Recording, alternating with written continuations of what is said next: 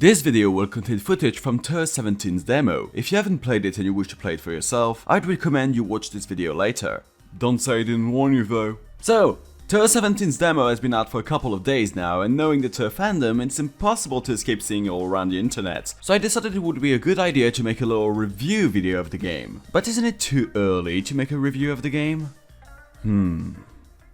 Perhaps.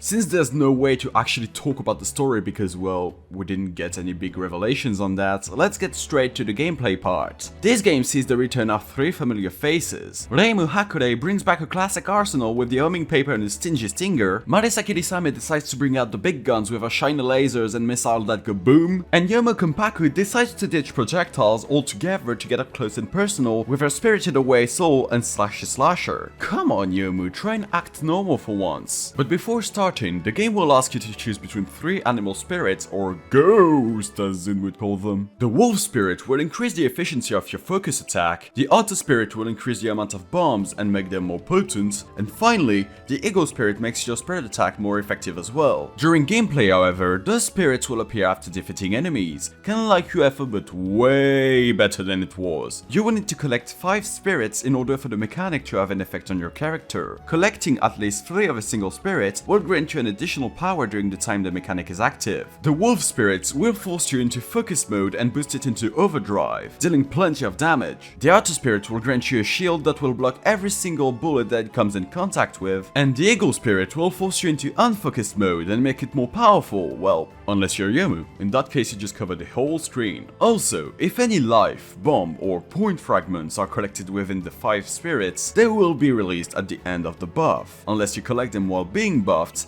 In that case, you'll get them immediately. The buff also grants a supernatural border from Touhou 7, so if you get hit, you won't die right here and then. Finally, collecting more spirits while being buffed will grant you more time to use them. Sounds broken, right?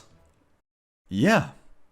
But it's incredibly fun. Cutting through enemies like butter is really a pleasurable experience. Besides, we have only seen the 3 first stages, so maybe the mechanic will be necessary by the time we get to stage 4. But let's talk about music now. If there's something that people have noticed in this game, it's that the music sounds quite different from your classic Touhou game. The title screen sounds darker and almost stage-like. The stage music also sounds darker and really reflect the fact that you are going to the land of the dead. However, the boss's theme stay more or less the same, still aiming for that somber feeling, but you can recognize that it's from Touhou. And even then, it doesn't make them bad by any mean. However, like any Touhou game, it will take a bit of time for us to get used to it. As for the characters, I find they're all pretty well fleshed out. I'm not gonna spoil all of them, for those who wish to discover them by themselves, but I like how Zun managed to keep the theme of beasts intact with the design of the new characters. But yeah, overall I like what this game is going for. A fast-paced, bullet-homing, nail-throwing, laser-showing, missile-blowing, sword-slashing and soul-thrilling experience. I really encourage you to try it out for yourself.